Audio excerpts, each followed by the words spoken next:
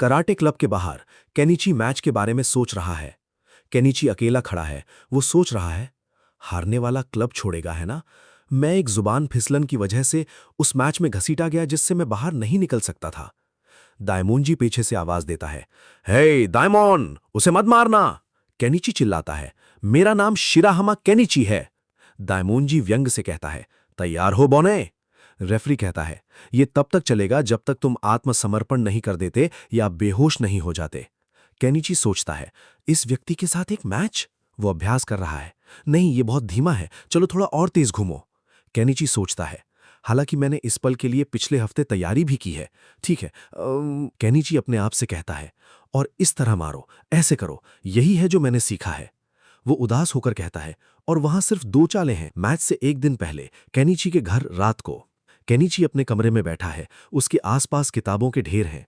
Kenichi सोचता है, पिछले हफ्ते मैंने जो कुछ सीखा वही चालें हैं, और मुझे उन चालों के साथ लड़ना है। केनिची जोर से चिल्लाता है, वाह, मैं पूरी तरह से मर गया। वो फर्श पर लौटता है। ये है चालें, और मैं दोषी नहीं हूं। ये गूबो। तभी दरवाजे पर दस्तक होती है। उसकी छोटी बहन होनोका अंदर झांकती है। होनोका कहती है, भैया। केनिची घबराकर सीधा बैठ जाता है। क्या है होनोका? होनोका कहती है, तुम्हारे लिए एक फोन आया है। केनिची कहता है, धन्यवाद। वो सोचता है, एक कमरा बिना किताबों के एक शरीर के बिना आत्मा के समान है।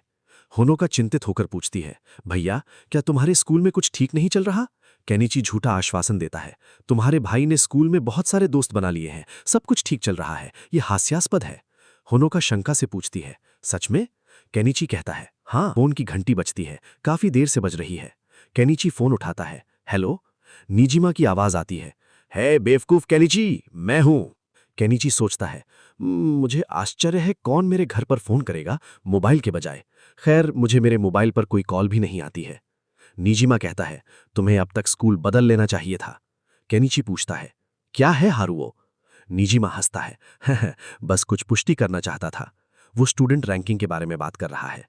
केनिची गुस्से से कहता है, तुम अब भी कोरियो हाई स्कूल में क्यों हो?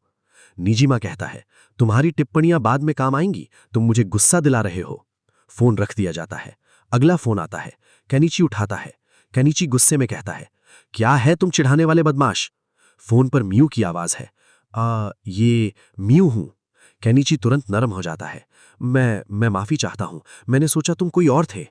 म्यू कहती है, सच बताऊं तो तुम्हारी मौजूदा स्थिति में। वो रुकती है, नहीं नहीं, मेरा वो मतलब नहीं था। म्यू कहती है, मैं समझ गई, लेकिन मैं ऐसा नहीं कर सकती। केनिची कहता है, मेरी चिंता करने के लिए धन्यवाद म्यू। म्यू सुझाव देती है, मेरे विचार से तुम्हें ड्रॉ पर विचार करना चाहिए। माफी मांगना भी एक विकल्प है। केनिची दृढ़ता से कहता है, एक टेक्निक के साथ तुम चाहते हो मैं ड्रॉ करूं? मैंने पहले ही तय कर लिया है, मैं पीछे नहीं हटूंगा। और वो कराटे क्लब मैच का मैदान, भीड़ जमा है। भीड़ चिल्ला रही है, एक ही वार में मार डालो, उसकी बेइज्जती करो। दाइमुंजी बीच में खड़ा है। केनिची सामने है, उसके पैर कांप रहे हैं। रेफरी कहता है, शुरू करो। दाइमुंजी गुर्राते हुए कहता है, और इस तरह दिन आखिरकार आ गया। मैंने कभी नहीं सोचा था कि मुझे तुम जैसे बौने से लड़ना पड़ेगा। फिर एक दिन तुम्हारे और मुझसे लड़ने का फैसला किया। केनिची डरते हुए सोचता है, धत, मैं सच में ये नहीं कर सकता। दाइमुंजी कहता है, तुम सच में बहुत बेवकूफ हो। दाइमोन जी आगे बढ़ता है। दाइमोन जी पूछता है, तुम क्या करना चाहते हो? क्या तुम आत्मसमर्पण करना चाहते हो? केनिची कमजोर स्वर में कहता है, बाहर। दाइमोन जी हंसता है, नहीं। सच में मजाकिया है। केनिची कहता है, मैं अभी खत्म नहीं हुआ हूं। दाइमोन जी चिल्लाता है, बस हार मान लो, अगर तुम अभी भी जारी रखना चाहते हो तो तुम मर जाओगे। केनिची के दिमाग में म्यू के शब्द गूंजते हैं, शांत हो जाओ केनिची। केनिची सोचता है, म्यू ने फिर क्या कहा था? फ्लैशबैक में म्यू की आवाज, तुम्हारा दिमाग भागने के लिए सेट है, इसलिए यह स्वाभाविक रूप से होता है। तुम्हारे विरोधी के मुक्का फेंकने से पहले तुम्हें एक कदम आगे रहना होगा, समझे?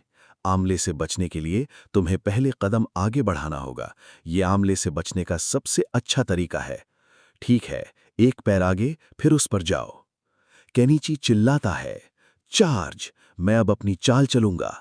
दाइमोन जी अपनी पूरी ताकत से एक जोरदार मुक्का चलाता है।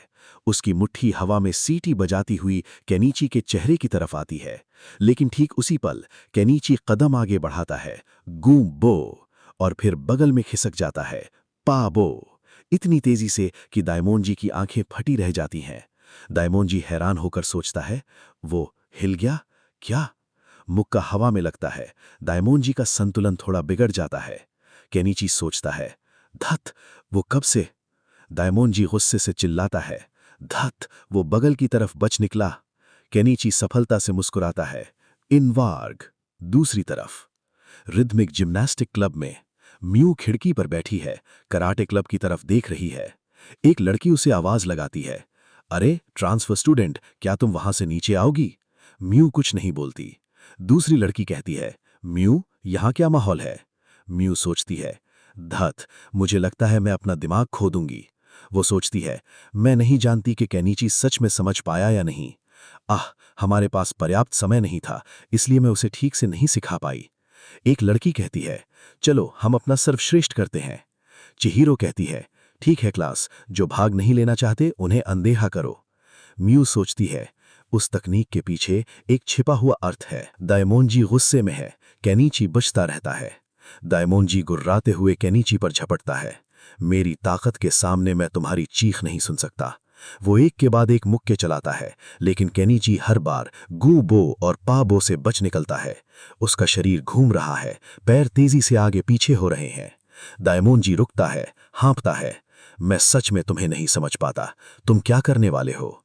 केनिची अपनी मुट्ठी बांधता है, मैं जारी रखूंगा। दाइमोन जी फिर हमला करता है। वो फिर बच निकला। वो गुस्से से चिल्लाता है, वार्ग! दाइमोन जी हाँफता है, उसके मुक्के बेअसर हो रहे हैं। वो केनिची पर चिल्लाता है, कोई हमला काम नहीं करता। अगर तुम्हारा कोई हमला काम नहीं करता तो तुम कभी नहीं जीत सकते। हा, बेवकूफ लड़के, भागने से कुछ नहीं होगा। केनिची सोचता है, धत! वो भी ये जानता है, अब मैं क्या करूं?